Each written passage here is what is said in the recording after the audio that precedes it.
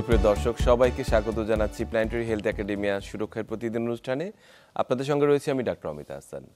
আমরা স্বাস্থ্যের বিভিন্ন দিক নিয়ে আলোচনা করে থাকি, কিন্তু আজকে একদম ভিন্ন একটি বিষয় নিয়ে আমরা কথা বলবো, আলোচনা করব। সেটি হচ্ছে এআই বা আর্টিফিশিয়াল ইন্টেলিজেন্স এবং এর সঙ্গে মেডিসিন এবং স্বাস্থ্য সেবার যে ভূমিকাটি রয়েছে, সংযোগটি রয়েছে, সেই সংযোগটি নিয়ে।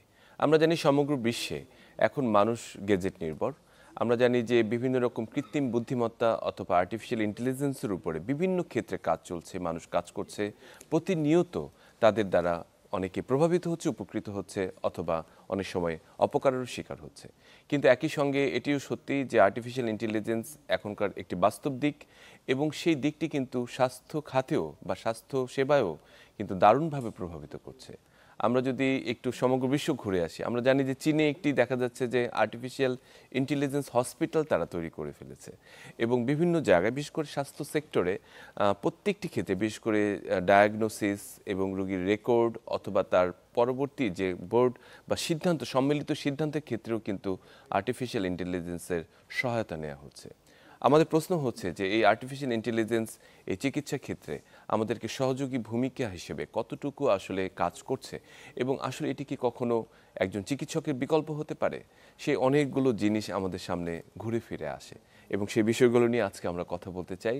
আমরা আজকে আলোচনার বিষয় রেখেছি আর্টিফিশিয়াল ইন্টেলিজেন্স ও মেডিসিন। আমাদের সঙ্গে যুক্ত হচ্ছেন ডাক্তার ফারজানা হক শর্মী, ইন্টারনাল মেডিসিন বিশেষজ্ঞ, সহযোগী অধ্যাপক internal medicine, Saint Louis University hospital, Missouri, যুক্তরাষ্ট্র, এবং faculty internal medicine, planetary health academia.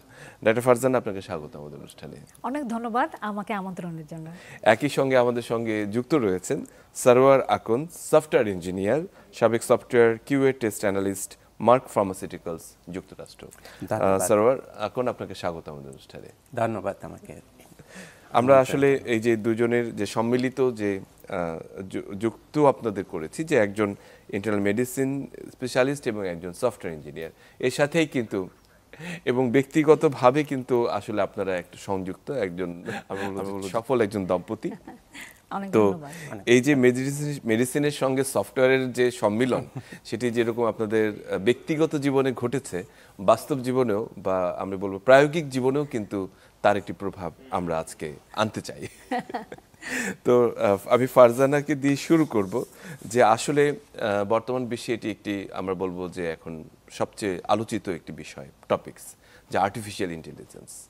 এই কৃত্রিম বুদ্ধিমত্তার আসলে বলতে আমরা কি বোঝাই, কখন এসে আমরা এটিকে এআই হিসেবে স্বীকৃতি দিব এবং মেডিকেল সেক্টরে? কৃত্রিম বুদ্ধিমত্তা বা আর্টিফিশিয়াল ইন্টেলিজেন্স আমরা যদি খুব সহজভাবে এটা চিন্তা করি, এটা হচ্ছে কি আপনার একটা বিশেষ প্রযুক্তি বা কম্পিউটার সিস্টেম, যেটা অনেকখানি কিন্তু মানুষের মতো চিন্তা করতে পারে, ডিসিশন করতে পারে, এবং ভেরি ইম্পর্টেন্টলি আপনার প্রবলেম সলভ করতে পারে। আপনার মানে ওভার দি ইয়ার্স এখন কৃত্রিম বুদ্ধিমত্তা বা আর্টিফিশিয়াল ইন্টেলিজেন্স কিন্তু অন্যান্য সেক্টরে একটা রিভলিউশন তৈরি করতেছে, পার্টিকুলারলি আমাদের স্বাস্থ্যসেবাতে। জি, খুবই চমৎকার করে বললেন। যে এই কথাটি আমি জানতে চেয়েছিলাম, যে অনেকগুলো কম্পিউটার সিস্টেমকে ব্যবহার করে একটি ডিসিশন মেকিং অথবা মেকিংয়ে সাহায্য করতে পারে, একটি সিদ্ধান্তে আসতে সহায়তা করতে পারে, সেটি আসলে কৃত্রিম বুদ্ধিমত্তা বা আর্টিফিশিয়াল ইন্টেলিজেন্স। স্যার, এখন আপনার কাছে যদি আসতে চাই যে আসলে কৃত্রিম বুদ্ধিমত্তার যে অনেকগুলো ভাগ রয়েছে, বিভাজন রয়েছে, এটি বিভিন্ন জায়গায় ব্যবহৃত হচ্ছে, বিভিন্ন সেক্টরে, বিভিন্ন জায়গায়, হেলথ কেয়ারের মধ্যেই অনেকগুলো জায়গায়। এর কি কি আসলে ভাগগুলো রয়েছে? মূলত এর অনেকগুলো ভাগ আছে। প্রথমত আমি বলবো সীমিত এআই বা কৃত্রিম বুদ্ধিমত্তা। এটা হলো আপনার কোনো একটা বিশেষ পার্টিকুলার প্রবলেম অ্যানালিসিস করবে এবং এটা সমাধান দিবে অথবা ইনসাইট তুলে ধরবে, যাতে করে ডিসিশন মেকারের হেল্প হয়। For example, physician can take a decision properly, যে এটা পেশেন্ট রিলেটেড যেই ডেটাগুলো আছে সেটা অ্যানালিস করে এটা প্রিডিক্ট করতে পারে, ডিসিশন নিতে হেল্প করতে পারে এবং ডিসিশন দিতে পারে। আরেকটা হলো জেনারেল এআই, যেটা হলো মানুষের মতো করে ভাববে, মানুষের মতো করে চিন্তা করবে।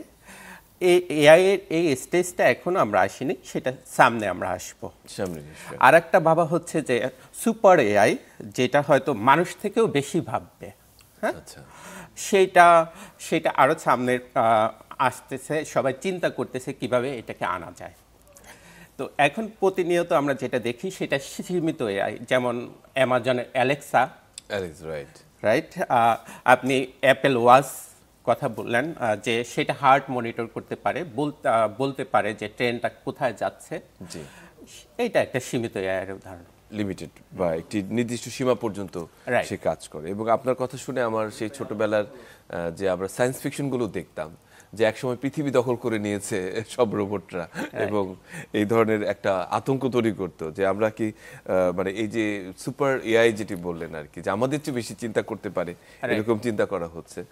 আসলে মাঝে মাঝে এরকম মনে হয় যে একসময় কি সেটি সত্যি হয়ে যাচ্ছে কিনা। এখন খুবই প্রোগ্রেস হচ্ছে, খুব স্পিডে যাচ্ছে। যদিও এআই এখন আমরা গত 2-3 বছর ধরে শুনতেছি, কিন্তু সেটা এখন খুব দ্রুত প্রোগ্রেস দ্রুত হচ্ছে। আসলে প্রোগ্রেস হচ্ছে।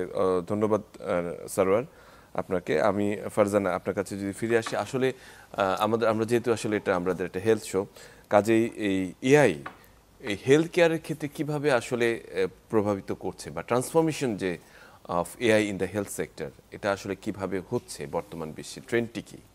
আপনার এআই এর ইম্প্যাক্টটা কিন্তু আপনার ওয়াইড স্প্রেড স্বাস্থ্যসেবায়। কিন্তু আমরা যদি ধরেন 4টা মেইন ক্যাটাগরি যদি ধরি, হ্যাঁ, প্রথমে হচ্ছে গিয়ে আপনার রোগ নির্ণয় বা ডায়াগনোসিস করাটা। ঠিক।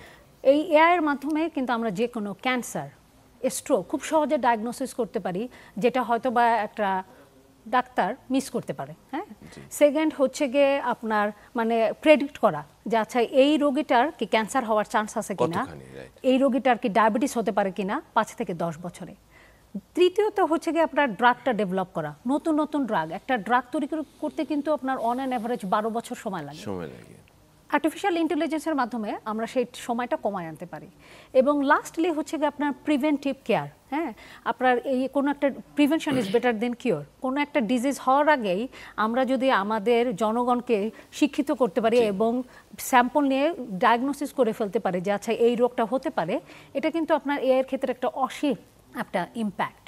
বা মানে খুব মানে হেলথ কেয়ারের ক্ষেত্রে কি 4টি যে বিভাজন কথাটি বললেন, এটি ভীষণ গুরুত্বপূর্ণ। বিশেষ করে ডায়াগনোসিসের ক্ষেত্রে কিন্তু এর একদম ভীষণ গুরুত্বপূর্ণ রোল রয়েছে, কিউরেটিভ কেয়ারের চেয়ে ডায়াগনস্টিক কেয়ারের ক্ষেত্রে। যদি আসলেই অনেক আগে থেকে এটি ধরা যায় যে না, তার এই সম্ভাবনাটি রয়েছে, সবকিছু বিবেচনা করে নিশ্চয়ই সেটির ক্ষেত্রে অনেক বেশি সতর্ক হওয়া যায়।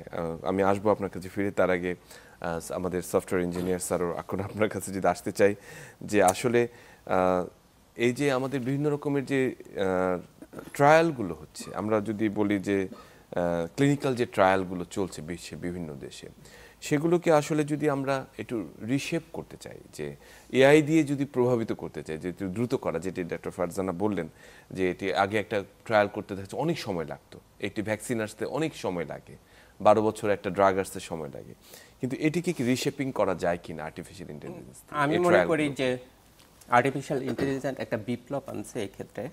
সবচেয়ে বড় চেঞ্জ আনছে ড্রাগ ডিসকভারি বা ঔষধ আবিষ্কারের ক্ষেত্রে। সেটা হলো আপনি যদি এক্সপ্লোরেটরি রিসার্চ থেকে শুরু করে যেটা data collection, sample population collection অনেক সময় নেয়। আপনি জানেন যে একটা ড্রাগ ডেভেলপমেন্টে অনেকগুলো স্টেজ থাকে, প্রতিটা ফেজেই অনেক সময় যায়। ফেজ 1, ফেজ 2, ফেজ 3 সব মিলে, যেটা ডক্টর ফারজানা বলল, অনেক সময় যায়। এই সময়গুলো অনেক কমায় আনছে এখন এআই। ইভেন দো যে আপনার ডেটা ইউজ করে, আগে যেটা হতো যে সেল ইউজ করে অথবা এনিমলের উপর প্রয়োগ করে একটা ট্রায়াল চালাতো, যেটা ল্যাবে অনেক সময় সফল হতো, কিন্তু যখন হিউম্যানের উপর অ্যাপ্রোচ হতো সেটা ফেল হতো অনেক ক্ষেত্রে। দেখা যায় যে অনলি 5% কুড সাকসেস। সেইটা এখন সফলতার হারও ঔষধের বাড়ছে। এবং এই যে ডিফারেন্ট ফেজে যে সময়টা যায়, সেটাও এআই এর হেল্পে কমায় আনা সম্ভব হচ্ছে। এখন একটা অনেক ফার্মাসিউটিক্যাল বায়োটেক কোম্পানি ওরা যেটা করতেছে যে এআই দিয়ে টিস্যু সংগ্রহ করে মানুষের, সেগুলো অ্যানালিসিস করে পুরো ড্রাগটা ডেভেলপ করতেছে। আপনি হয়তো শুনে থাকবেন ALS একটা ড্রাগ, যেটা ডেভেলপ হয়েছে এআই ইউজ করে, কোনো হিউম্যান ছাড়াই। এরকম অনেক এআই টুল ইউজ করে অনেক ড্রাগ আনার চেষ্টা করতেছে বায়োটেক কোম্পানিগুলো। রাইট, এটি মানে এই ক্ষেত্রে কিন্তু এটি ভীষণভাবে এটি ভীষণ help করতেছে। গুরুত্বপূর্ণ প্রয়োগ রয়েছে এবং আমরা মনে করি যে চিকিৎসা ক্ষেত্রেও কিন্তু এটি দারুণ একটি আমি বলবো যে রেভলিউশন এটি করতে পারে। Definitely. ভীষণ ভীষণ দারুণ। ফারজানা, যদি আমি জানতে চাই যে আপনি ডায়াগনস্টিক ক্রাইটেরিয়ার কথা বলেছেন যে এক্ষেত্রে এআই ভীষণ গুরুত্বপূর্ণ একটি রোল প্লে করতে পারে। আসলে কি কি ধরনের রোগের ক্ষেত্রে এই পর্যন্ত আসলে এটি ইমপ্লিকেটেড হয়েছে? আমরা যদি বহির্বিশ্বের কথা চিন্তা করি বা উন্নত বিশ্বের কথা চিন্তা করি, আপনারা এআইকে ডায়াগনোসিসের ক্ষেত্রে কিভাবে ব্যবহার করছেন, মানে কিভাবে সহায়তা নিচ্ছেন? আপনারা অনেকগুলো ক্ষেত্রে ডায়াগনোসিসের ক্ষেত্রে আপনারা অলরেডি উন্নত বিশ্বে এখন আর্টিফিশিয়াল ইন্টেলিজেন্স ব্যবহৃত হচ্ছে। আমি মেইন কতগুলো আমি হাইলাইট করতে চাই আমাদের দর্শকদের জন্য। প্রথমে হচ্ছে কি আপনার সাডেন কার্ডিয়াক ডেথ, অথবা সহজ ভাষায় হঠাৎ করে বুকে ব্যথা উঠে দেখা গেল একজন মানুষ মারা যাচ্ছে। হ্যাঁ, তা হয় কি আমরা যখন একটা বুকে ব্যথা হয় আমরা কিন্তু সাথে সাথে একটা ইকেজি করি। সেটা সব সময় কিন্তু আপনার হিউম্যান ফিজিশিয়ান ধরতে পারে না। হ্যাঁ, যে আচ্ছা এটা কোনো একটা ইররেগুলারিটি হচ্ছে। তো উন্নত বিশ্বে যেমন ধরেন আপনার আমেরিকাতে কতগুলো গবেষণায় দেখা গেছে যে ইকেজিটাকে ওরা অ্যানালাইসিস করতেছে আর্টিফিশিয়াল ইন্টেলিজেন্স দিয়ে, অথবা ক্যাট স্ক্যান করতেছে হার্টটাকে, যেটাতে ওরা ক্যালসিয়াম স্কোরিং করতেছে। এগুলোর মাধ্যমে দেখতেছে যে আচ্ছা কোন লোকটা সাডেন কার্ডিয়াক ডেথ হতে পারে। এবং এটা যখন আমরা প্রেডিক্ট করতে পারতেছি যে আচ্ছা এই লোকটার সাডেন কার্ডিয়াক ডেথ হতে পারে, তখন কিন্তু আমরা সেই ব্যাপারে ব্যবস্থা নিতে পারতেছি। আরেকটা ভেরি ইম্পর্টেন্ট, সেটা হচ্ছে গিয়ে স্ট্রোক। স্ট্রোকের ক্ষেত্রে আমরা কি হয় যে একটা রোগী যখন স্ট্রোক নিয়ে আসে আমরা এমআরআই করতেছি, ক্যাট স্ক্যান করতেছি, কিন্তু সবসময় কিন্তু হয়তোবা আমাদের সেই লোকবল নাই ক্যাট স্ক্যানটা রিড করার মতো, এমআরআইটা রিড করার মতো। কিন্তু আর্টিফিশিয়াল ইন্টেলিজেন্সটাকে ইউজ করে উন্নত বিশ্বে আপনার ওরা স্ট্রোকটাতে খুব কুইকলি ডায়াগনোসিস করে ফেলতেছে। এবং প্রতিটা সেকেন্ড কিন্তু স্ট্রোকের ক্ষেত্রে কাউন্ট, টাইম ইজ ব্রেন। হ্যাঁ, এখানে এআইটাকে ইমপ্লিমেন্ট করে ওরা কিন্তু খুব তাড়াতাড়ি আপনার স্ট্রোকটা ডায়াগনোসিস করতেছে, যাতে আপনার ধরেন ওই রোগীটার আপনার সেই দুর্বলতাটা হয়তোবা অনেকখানি কমিয়ে আনা সম্ভব। এগুলো বাদেও যে কোনো ধরনের ক্যান্সার, যেমন ধরেন অন্ত্রনালীর cancer, prostate cancer, even normal bone ভাঙা বা ফ্র্যাকচার, এসব ডায়াগনোসিসও খুব সহজেই আপনার এআইয়ের মাধ্যমে কুইকলি করা যাচ্ছে এবং অ্যাকুরেটলি। এবং একটা জিনিস শুনে আপনি খুব অবাক হবেন যে আপনার একটা মেডিকেল জার্নাল আছে, সেটা হচ্ছে কি new England journal of medicine. ওরা প্রতি মাসে একটা করে খুব কমপ্লিকেটেড কেস ওরা পাবলিশ করে, যেটা ধরেন অনেক ডাক্তার লাগে। সেটা দেখা গেছে যে 700টা কেস ওরা এআইকে বলছে যে দেখি তুমি সলভ করতে পারো কিনা, এবং সেই 700টা কেস এআই খুব ইজিলি সলভ করে ফেলছে। আসলে তো মানে এটি দারুণ বিষয়। যদি সহযোগী বুদ্ধি যদি যোগ করা যেত তাহলে ভালোই হতো। আজকাল আমরা যদি দুইটা মানে এই চিপ টিপ লাগিয়ে নিতে পারতাম মাথায়। খুব সুন্দর করে বললেন আপনি, যে বিশেষ করে সর্বশেষ যে উদাহরণটি দিলেন, যে এই ধরনের ক্ষেত্রে অ্যানালাইটিক যে পাওয়ারটি রয়েছে সেটিকে কিন্তু খুব চমৎকারভাবে সেটি ইমপ্লিকেট করতে পারছেন ওনারা। এটি আমি আসবো আপনার কাছে, আমি সারোয়ার আপনার কাছে একটু ফিরে আসি। সেটি হচ্ছে যে আমরা সায়েন্টিফিক রিসার্চের কথা যদি চিন্তা করি, রিসার্চ হচ্ছে আমরা বলি যে বেস সব কিছুর, যে যত পৃথিবীতে রোগ বালাই যা হচ্ছে, আমরা যদি রিসার্চ না থাকতো তাহলে তো সেগুলোর কোনো সমাধান আসতো না। দিনের পর দিন করে যাচ্ছে, চলছে প্রতিনিয়ত। এই রিসার্চ ক্ষেত্রে এআই এর একটি গুরুত্বপূর্ণ ভূমিকা রয়েছে। বিশেষ করে আমরা বলবো যে দিনের পর দিন মানুষ আমরা দেখেছি যে বছর পর বছর চলে যাচ্ছে, কিন্তু রিসার্চের ক্ষেত্রে এখন নতুন একটি যুগান্তকারী একটি পরিবর্তন এসেছে এআই এর সহযোগিতায়। কিভাবে সেটি করছেন? Very nice question I would say. Actually রিসার্চে যেটা হয়, প্রথমে রিসার্চার এক্সপ্লোরেটরি রিসার্চ করে, যে বিভিন্ন রিলেটেড ডেটা তারা জোগাড় করার চেষ্টা করে। সেটা এআই ইউজ করে খুব দ্রুত সম্ভব, যেটা আগে অনেক সময় নিত, যেটা হয়তো মাসের পর মাস নিত, সেটা হয়তো দিনে চলে আসছে, এরকম একটা বিষয়। ইভেন আপনি চ্যাট জিপিটি ইউজ করে অনেক রিসার্চার চ্যাট জিপিটিকে কো রিসার্চার হিসাবে রাখছে, ইভেন বাই নেম। কারণ এত বেশি হেল্প করতে পারে চ্যাট জিপিটি রিলেটেড ডেটা কালেক্টে, যে আপনি কো অথর হিসাবে তাকে নিতে পারছি। রাইট, আচ্ছা, এটি খুব দারুণ বলেছেন যে কো অথর হিসেবে যদি চ্যাট জিপিটির নাম দেখি তাতে আমাদের মানে চোখ কপাল উঠে যেতে পারে কারো। ফারজানা, আপনার কাছে যদি আসি, যে আমি একটি কথা জানতে চাই যে বিশেষ করে ইনফরমেশন মানে ডেটাবেস যেসব ইনফরমেশন রয়েছে বা ইলেকট্রনিক রেকর্ডের ক্ষেত্রে এআই এর একটি গুরুত্বপূর্ণ ভূমিকা রয়েছে। এবং আমরা যদি সমগ্র মানে বাংলাদেশের কথা যদি চিন্তা করি, যে আমরা যদি শুধুমাত্র এনআইডি দিয়ে তার রেকর্ডগুলো যদি পেতে পারতাম বা একসাথে তার পুরো জীবনের ইতিহাসটিকে যদি অ্যানালাইসিস করতে পারতাম, তাহলে কিন্তু অনেক কিছু সহজ হয়ে যেত, যে তার কোন জিনিসটি রয়েছে, কতবার উনি ডাক্তার কাছে গিয়েছে, কতবার হসপিটালে ভর্তি হয়েছে। এই ইলেকট্রনিক রেকর্ডের ক্ষেত্রে এআই এর ইমপ্লিকেশনটি কতখানি গুরুত্বপূর্ণ মনে করেন আপনি আমাদের প্রেক্ষাপটে? ইলেকট্রনিক মেডিকেল রেকর্ড অথবা ইএমআর কিন্তু এখন আপনার ওয়ার্ল্ড ওয়াইড ব্যাপকভাবে ব্যবহৃত হচ্ছে। যেমন ধরেন আমি আমেরিকাতে রোগী দেখি, আমি যখন হসপিটালে থাকি একটা অনেকখানি সময় কিন্তু আমার ইলেকট্রনিক মেডিকেল রেকর্ডের সাথে কাটে, এবং আমি বলবো এটা কিন্তু খুবই হেল্পফুল। যেমন ধরেন আমার একটা রোগী আসলো, হ্যাঁ, তার আমি তো সব ডাটা ইনক্লুডেড থাকে ইলেকট্রনিক মেডিকেল রেকর্ডে। ও সেই ডাটাটা অ্যানালাইসিস করে ফিজিশিয়ানদেরকে কশন দিবে যে এই রোগীটার কিন্তু সেপসিস হতে পারে।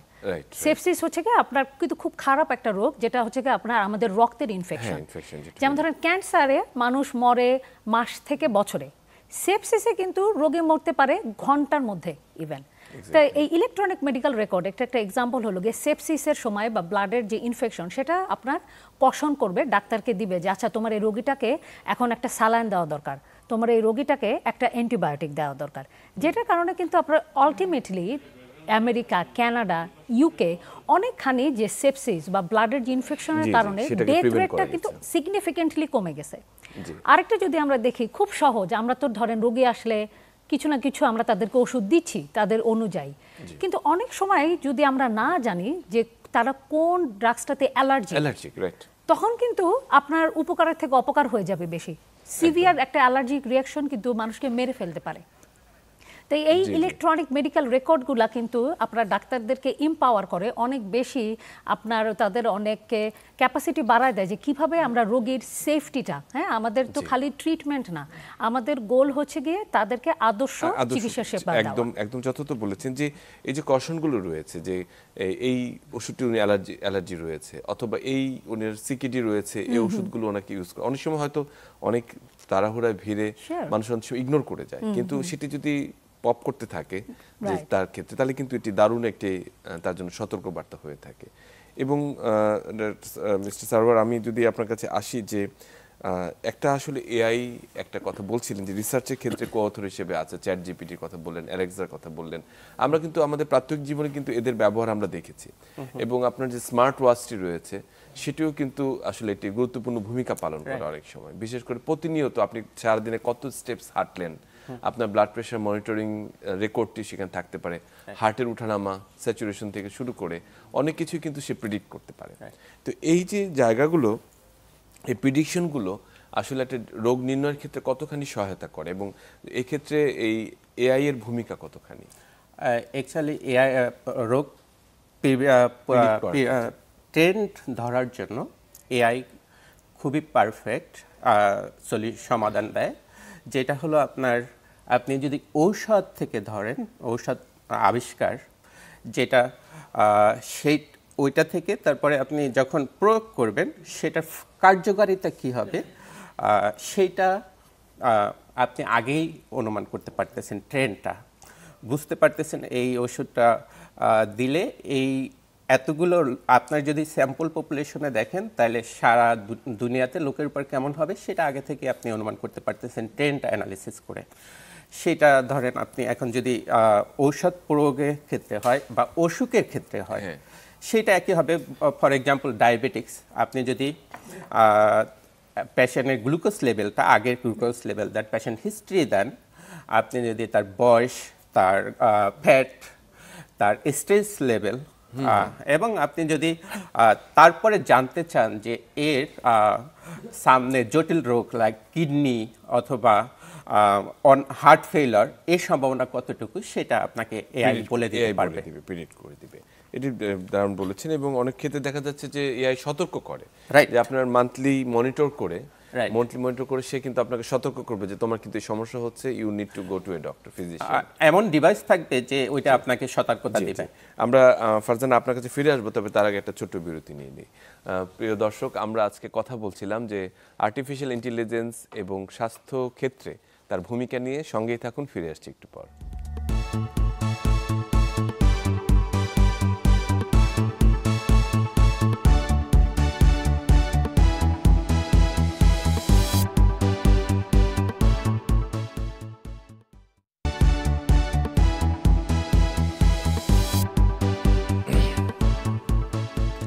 সবাইকে আরেকবার স্বাগত জানাচ্ছি সুরক্ষার প্রতিদিন অনুষ্ঠানে। আপনাদের সঙ্গে রয়েছে আমি ডাক্তার অমিতা হাসান। আজকে কথা বলছিলাম আর্টিফিশিয়াল ইন্টেলিজেন্স এবং মেডিসিন এই সংক্রান্ত বিষয়ে। সঙ্গে রয়েছেন ফারজানা হক এবং সারোয়ার আকুন। ফারজানা, আমি যদি একটু জানতে চাই যে আমরা ডায়াগনস্টিক পারপাসে কিছু চিন্তা করেছি এবং কিছু অ্যানালাইসিসের ক্ষেত্রে, জেনেটিক অ্যানালাইসিসের ক্ষেত্রেও আমরা এআইয়ের ভূমিকা রেখেছি। বিশেষ করে আমরা যদি ল্যাবের কথা চিন্তা করি, সেখানে কিন্তু এআইয়ের একটি গুরুত্বপূর্ণ ভূমিকা রয়েছে। আমি জানতে চাই যে ট্রিটমেন্টের ক্ষেত্রে আসলে সবচেয়ে যেটা একদম আমাদের ভিজিবল, আমরা যেটা থেকে আউটকাম পেতে পারি, ট্রিটমেন্টের ক্ষেত্রে এআইয়ের কতখানি ভূমিকা রয়েছে এবং আসলে কিভাবে শুরু হয়েছে, বহির্বিশ্বে কিভাবে চলছে, এই জায়গাটা একটু জানতে চাই। অবশ্যই ট্রিটমেন্টেও কিন্তু আপনার আর্টিফিশিয়াল ইন্টেলিজেন্সের অনেক বেশি প্রভাব রয়েছে। যেমন ধরুন আমরা কতগুলো গুরুত্বপূর্ণ যদি প্রথমে ফোকাস করি, স্যার যেটা বললেন যে আপনার ড্রাগ ডিসকভারি, হ্যাঁ, ড্রাগটা তো আমাদের লাগবে সেই সেফ ট্রিটমেন্টটা দেওয়ার জন্য।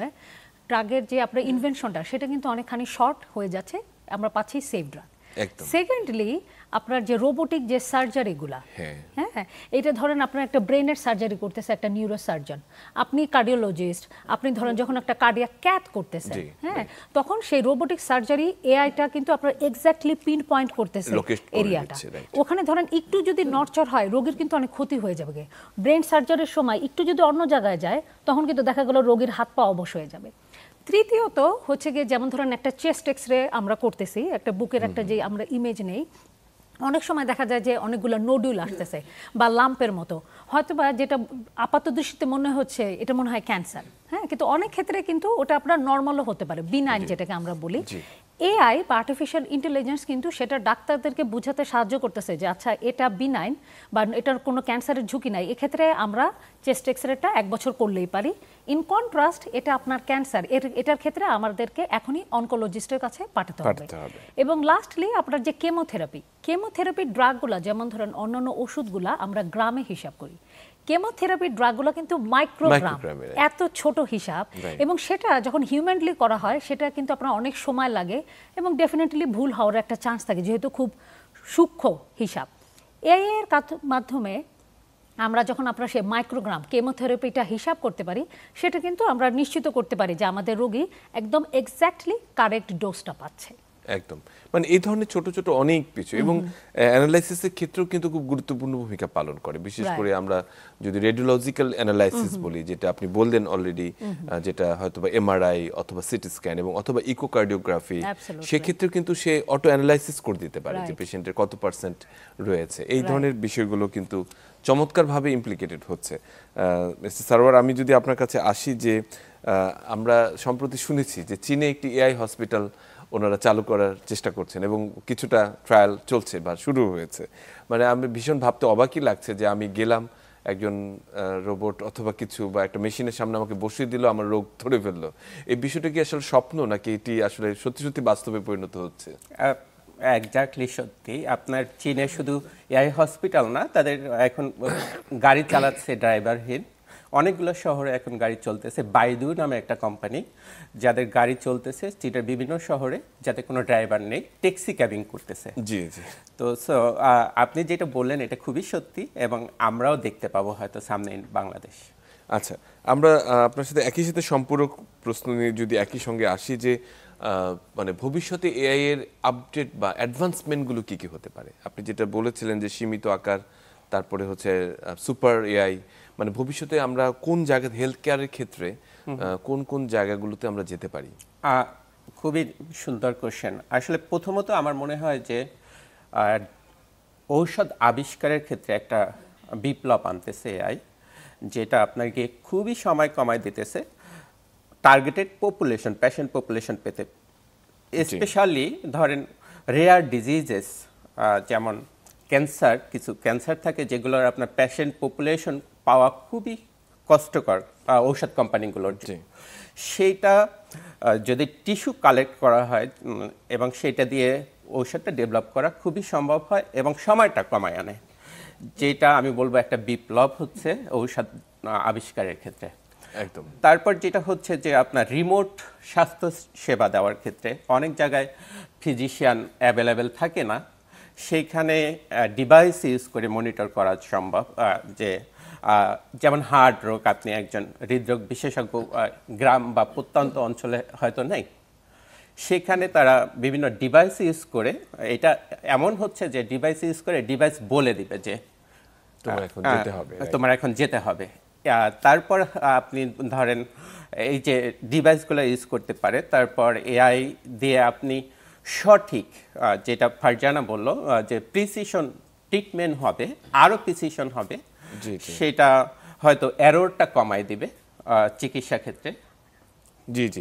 এই জায়গাগুলোতে আমার আরো নিশ্চয়ই আরো অ্যাডভান্স প্রতিনিয়তই কিন্তু এই গবেষণাগুলো চলছে। ফারজানা, আমরা যদি একটু আসতে চাই যে এআই এর একটি গুরুত্বপূর্ণ ব্যবহার রয়েছে বিশেষ করে মেডিকেল শিক্ষা বা এডুকেশন এবং ট্রেনিং এর ক্ষেত্রে। আমরা অনেকক্ষণ দেখি যে আমরা অনেক সময় ম্যানিকিন ইউজ করছি, আর্টিফিশিয়াল কিছু ম্যানিকিন ইউজ করছি যে শেখানোর ক্ষেত্রে। সবসময় হিউম্যান তো আসলে উপরে এক্সপেরিমেন্ট করা পসিবল নয়।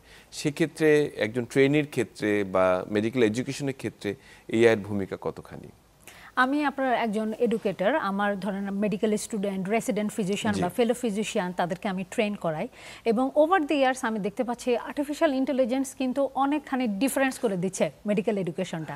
যেমন ধরেন এখন যে মেডিকেল স্টুডেন্ট, হ্যাঁ, তারা সব মানে যে রোগীর কাছে যে হিস্ট্রিটা যে আমরা যে প্র্যাকটিস করি, যে কি প্রশ্ন জিজ্ঞাসা করবে যখন বুকে ব্যথা নিয়ে আসলো, ভার্সাস যখন একটা রোগী আপনার পেটে ব্যথা নিয়ে আসলো, কি প্রশ্ন জিজ্ঞাসা করবে, সেই ক্ষেত্রে ধরেন হয়তোবা সেই রোগীটা এখন নাই, অথবা কোনো একটা রেয়ার ডিজিজ সম্পর্কে কি প্রশ্ন জানবে, সেই ক্ষেত্রে তারা এখন একটা এআই সফটওয়্যার ইউজ করতে পারে এবং সেই এআই সফটওয়্যারটা কিন্তু তাদের সেই প্রশ্নের জবাব দিবে। এবং তারা যদি কোনো একটা ভুল প্রশ্ন করে যেটা করা উচিত না, তখন কিন্তু তাদেরকে ধরেন বাজওয়ার্ড দিবে যে না এটা রং, অন্য প্রশ্ন করো। আচ্ছা, এটা একটা ব্যাপার। সেকেন্ড হচ্ছে কি আপনার সিমুলেশনের মাধ্যমে হবে কি যে আপনার ওদেরকে মেডিকেল স্টুডেন্টদেরকে আমরা শেখাচ্ছি হাই ভ্যালু কেয়ার বা কোন কেয়ারটা দিলে আপনার রাইট ট্রিটমেন্ট হবে কিন্তু পেশেন্টের পয়সা বেশি খরচ হবে না, সেটা আমাদের বুঝতে হবে যে হাই ভ্যালু কেয়ার। তো সেই সিমুলেশনটা কি করে এআই এর প্রোগ্রামের মাধ্যমে, যেমন ধরেন রোগী আসলো, সেই আপনার মেডিকেল স্টুডেন্টদেরকে দেওয়া হয় যে ঠিক আছে তুমি এই 2000 টাকার মধ্যে তোমার এই টেস্টগুলো দিতে হবে। কেউ যদি বলে যে না এটা নর্মাল একটা কাশি নিয়ে আসছে কিন্তু আমি সিটি স্ক্যান দিব, তখন কিন্তু তার পয়েন্ট বা পরীক্ষার নাম্বারটা কিন্তু কমে যাবে, সেই এআই এর সফটওয়্যারের মাধ্যমে কমায় দেওয়া হবে। তো এটা একটা ব্যবহার। আর আপনার লাস্টলি আপনি জানেন যে প্রথমে যখন মেডিকেল স্টুডেন্টরা ঢুকে আমাদেরকে আপনার মানে যে একটা যে লাশ থাকে বডি, সেটা ডাইসেকশন করতে হয়, সেটা কিন্তু আপনার উন্নত বিষয় হয়তো বা অত বেশি নাই। হ্যাঁ, সেটার ক্ষেত্রে ওরা কি করে সিমুলেশন করে যে আপনার এক্স্যাক্টলি একটা প্রেসে বাটন যখন ওরা প্রেস করবে সাথে সাথে আপনার সেই অর্গান সিস্টেমটা ওরা আপনার সেই স্ক্রিনে দেখাবে বা জাস্ট টাচ স্ক্রিনের মাধ্যমে সেটা যে কোনো সময় দেখতে পারবে। এবং সেটা কিন্তু ধরেন ওদের ফোনে থাকতে পারে, কেউ যদি ধরেন রাত 12টার সময় পড়তেছে তার কিন্তু হসপিটালে এসে পড়তে হবে না, তার ফোনে বা ল্যাপটপের মধ্যেই সেই এআই অ্যাপটা রয়েছে। এবং আমরা দেখেছি মেডিকেল এডুকেশন ক্ষেত্রে সেটি বাংলাদেশেও কিন্তু কিছু কিছু মেডিকেল কলেজে সেটি ইমপ্লিমেন্টেড হচ্ছে। এটি দারুণ একটি বিষয়। এবং একই সঙ্গে সিমুলেশনের যে বিষয়টি বললেন, আমরা দেখেছি অনেক সময় অনলাইন এক্সামিনেশন দেওয়া হচ্ছে সিমুলেশন অ্যাপসের মাধ্যমে। সে যদি রোগীটিকে যখন অক্সিজেন দেওয়ার প্রয়োজন যদি না দিচ্ছে, তখন রোগীটি খারাপ হয়ে যাচ্ছে, স্যাচুরেশন ড্রপ করছে। আমি এশিয়া পরীক্ষাটি নিয়েছি, বিশেষ করে ইমার্জেন্সি মেডিসিনের ক্ষেত্রে। ভীষণ দারুণ একটি, আপনি আবার একই সঙ্গে উল্লেখ করলেন, আমার মনে পড়ে গেল আর কি, যে মেডিকেল এডুকেশন এবং ট্রেনিং এর ক্ষেত্রে কিন্তু এআই এর একটি দারুণ ভূমিকা রয়েছে। রাইট, যেমন ধরেন আমরা যদি কোনো একটা পরীক্ষা নেই যে সিপিআরটা কিভাবে দিতে হবে, তো সেই এআইটা তখন বলবে যে না তুমি কিন্তু ঠিকমতো দিচ্ছ না, আর একটু বেশি ডেপথ দিতে হবে। খুবই চমৎকার বললেন। আমরা যদি সরওয়ার সাহেব আপনাকে যদি একটু জানতে চাই যে এআই এর আসলে পরবর্তী যে মানে কনসার্ননেস, যে আমরা যদি আসলে এআই নিয়ে যে আমরা কি বেশি ভাবছি বা পরবর্তী সময়ে এটি নিয়ে আসলে আমাদের ভাবনাটি কি? ওয়েল, এআই তো বিগ ডাটা নিয়ে কাজ করে। প্রথমত কনসার্ন হলো যে ডাটা সিকিউরিটি, যে রোগীটা আসলো তার প্রাইভেসি, হ্যাঁ, সেটা কতটুকু রাখা যাবে সেটা নিয়ে কনসার্ন থাকে রোগীর বা রিলেটেড আত্মীয় স্বজনের। আরেকটা হলো যে আপনার আপনাদের জন্য যারা physician, health sector health care professional, এদের জন্য যে আসলে যে ডেটাটা অ্যানালিসিস করে ইনসাইটটা তুলে ধরতেছে এআই, সেটা কতখানি অ্যাকুরেট, ডেটা অ্যাকুরেসি কতটুকু। এক বিগ ডেটা থাকে যেটা আপনার হয়তো 100,000 পিপলের ডেটা, সেটা আপনার ক্লিন করতে হবে, সেটা আপনার অ্যাকুরেট ডেটা থাকতে হবে আপনার অ্যাকুরেট ডিসিশন পেতে। ডেটাটার অ্যাকুরেসির উপর কতখানি রিলায়েবল আমরা, এবং সেটা কতটুকু অ্যাকুরেট, সেটা একটা কনসার্ন।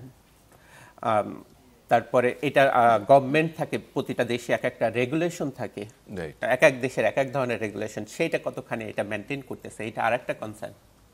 অনেকগুলো আসলে ব্যাপারটি রয়েছে, এবং সেই জায়গাটি যদি একদম বিশ্বস্ততার জায়গা না হয় বা কোনো জায়গায় যদি ভুল হয়ে যায়, তাহলে কিন্তু সেটি আসলে তার ট্রাস্টওয়ার্দি হারাবে, বিশ্বাসযোগ্যতা হারাবে, যন্ত্রের উপর নির্ভরশীলতা এক সময় কিন্তু কমে আসবে। আমি যদি ফারজানার কাছে আসি, যে আসলে সত্যিকার অর্থে একজন ফিজিশিয়ান হিসেবে আমাদের হিউম্যান তো সুপার ব্রেন, সেটির তো কোনো তুলনা হয় না। সেটি কিন্তু দেখা যাচ্ছে একই সঙ্গে চিন্তা করতে গেলে আমরা হয়তো এত ইনফরমেশন একসাথে গ্যাদার করতে পারি না, সেক্ষেত্রে এআই আপনাকে সহায়তা করছে বা আপনার পেশেন্ট দেখার ক্ষেত্রে সহায়তা করছে। আপনি কি মনে করেন যে আসলে এআই কখনো একজন ফিজিশিয়ান বা হিউম্যানের রিপ্লেস হয়ে যেতে পারে কখনো? আপনি খুব সুন্দর কথা বললেন যে সৃষ্টিকর্তা আমাদেরকে ব্রেনটা দিয়েছে, এটা কিন্তু আমাদের সুপার পাওয়ার, রাইট? আর এট দ্য সেম টাইম আমরা যখন কোনো রোগী দেখি, আমাদের হয়তো বা খুব লিমিট সময় থাকে, অনেক বেশি ডাটা, অনেক বেশি করতে হয়। হ্যাঁ, আপনার কনসার্ন, অনেকেই আমাকে জিজ্ঞাসা করে যে ফিজিশিয়ানদেরকে রিপ্লেস করে ফেলবে নাকি। আমি মনে প্রাণে বিশ্বাস করি যে না, এবং সেটা কারণ হচ্ছে গিয়ে, আমি আপনাদের একটা গবেষণার উদাহরণ দেই। রিসেন্টলি আপনার ইউএসএতে একটা গবেষণা হয়েছে, তারা জিজ্ঞাসা করতেছে অনেকগুলো রোগীকে যে তোমরা কি ধরো কোনো একটা খারাপ তোমার রোগ হলো, ক্যান্সার বা নতুন কোনো একটা খারাপ রোগ হলো, তুমি কি এআই এর কাছ থেকে জানতে চাও সেটা, না একটা ফিজিশিয়ানের কাছ থেকে জানতে চাও? সেটা আপনার 95 ভাগের উপরে রোগীরা বলছে যে না, সেটা আমি একটা হিউম্যান ফিজিশিয়ানের কাছ থেকে জানতে চাই। দেখেন, আপনার প্রশ্নটার উত্তর দিলে আসলে এআইটা আমাদের কম্পিটিটর না, কিন্তু আমাদের কমপ্লিমেন্টারি। এআইটা আমাদের ফিজিশিয়ানদেরকে কিন্তু একটা পরিপূরক, এটা আমাদের একটা সায়েন্টিফিক একটা টুল, যেটার মাধ্যমে আমাদের physician all over the world, কিন্তু আমাদের টার্গেট হচ্ছে আমরা রোগীদেরকে কিভাবে সেফ ট্রিটমেন্টটা দিব কম টাকায় এবং তাদের জন্য কাস্টমাইজ করে, এবং আলটিমেটলি যে মনিটরিং, সেটা কিন্তু আপনার কাছেই থাকছে, যে সে ডিসিশন মেকিং করার পরেও এটা একটা সুপারভিশন, সেটা কিন্তু হিউম্যান বিং এর কাছেই থাকছে, তাই তো? অ্যাবসলিউটলি। যেমন ধরেন, আমাকে এআই বলল যে তুমি এই রোগীটা হার্ট ফেলিওর আসছে, একে 5টা ড্রাগস দাও, কিন্তু আমি জানি যে এই রোগীটার কাছে 50 টাকা আছে, সে ওই ড্রাগসটা অ্যাফোর্ড করতে পারবে না। তখন ফিজিশিয়ান হিসেবে কিন্তু আমার এটা দায়িত্ব যে কাস্টমাইজড করা, যে আচ্ছা কোন বেস্ট ড্রাগটা দিলে সেটা তার উপকার হবে, সেটার মধ্যে করা যাবে বা তার অবস্থান অনুযায়ী সেটি করা যাবে। অসংখ্য ধন্যবাদ ফারজানা। এবং আমি সর্বশেষ জায়গাটিতে আসছি সারোয়ার আখন্দ, যে সেটি হচ্ছে যে বাংলাদেশের প্রেক্ষাপটে, আপনারা তো বাইরে থাকছেন, বাংলাদেশের প্রেক্ষাপটে এআই এর যে প্রয়োগ বা পরবর্তী যে ধারাগুলো আমাদের এখানে আমরা আনতে পারি, সেটি কোনটি মনে করেন, যে কোন কোন জায়গায় আসলে এআই আমাদেরকে সহায়তা করতে পারে? Good question. অ্যাকচুয়ালি হেলথ সেক্টরে বড় বড় প্রতিষ্ঠানগুলো অ্যাকচুয়ালি নিজেরা এআইটা ইমপ্লিমেন্ট করতে পারে, স্পেশালি গভর্নমেন্ট, যেহেতু বাংলাদেশে হসপিটাল অনেকগুলো সরকারি হসপিটাল, এরা বিগ ডেটা অথবা ক্লাউড ইউজ করে এআইটার প্রয়োগ শুরু করে দিতে পারে। ইভেন বড় হসপিটাল গ্রুপ তারা এটা করতে পারে, যেটা আলটিমেটলি এটা প্রথম দিকে খুব রিসোর্স ডিমান্ড করে, অনেক ব্যয়বহুল, কিন্তু আলটিমেটলি এটা অনেক সাশ্রয়ী হয়ে যাবে, যেহেতু আপনার ডেটাটা অ্যানালিসিস বা অ্যাডমিনিস্ট্রেটিভ ওয়ার্কগুলো এআই দ্বারা করা সম্ভব। এটি খুব দারুণ বলেছে, যে সেটিকে যদি আমরা ইন্টিগ্রেট করতে পারি তাহলে নিশ্চয়ই দারুণ একটি কাজ হবে। ফারজানার কাছে একদম সর্বশেষ এক কথা জানতে চাই, যে আপনার ব্যক্তিগত মানে পার্সোনাল এবং কর্মক্ষেত্রে এআই আপনাকে কতখানি সহায়তা করছে এবং আপনাকে সহযোগিতা করছে কিনা?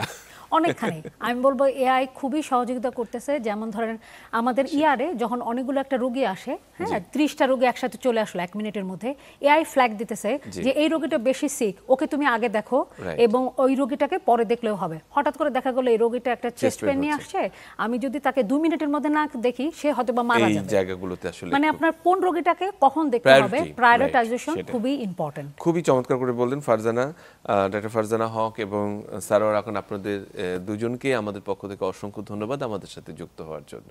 অনেক ধন্যবাদ আপনাকে এবং দর্শক মণ্ডলীকে। সুপ্রিয় দর্শক, আজকে আমরা একেবারেই একটি ভিন্ন রকম বিষয় নিয়ে কথা বলেছি, সেটি হচ্ছে আর্টিফিশিয়াল ইন্টেলিজেন্স এবং এক্ষেত্রে স্বাস্থ্যক্ষেত্রে বা স্বাস্থ্যসেবায় তার ভূমিকা নিয়ে আমরা যে বিষয়টি আসলে উপধাবিত হয়েছে সেখানে, যে আর্টিফিশিয়াল ইন্টেলিজেন্স আসলে আমাদেরকে সহায়তা করতে পারে, বিশেষ করে স্বাস্থ্য সেবায় এটি নতুন বিপ্লব বা রেভলিউশন তৈরি করতে পারে। সেটি একটি পরিপূরক হিসেবে এবং ডক্টরকে বা ফিজিশিয়ানের সহযোগী হিসেবে আমাদের রোগীদেরকে আরও যথাযথ রোগ নির্ণয় এবং চিকিৎসায় আমাদেরকে এগিয়ে আসবে। এই প্রত্যাশা থাকলেও সবাই ভালো থাকবেন, সুস্থ থাকবেন।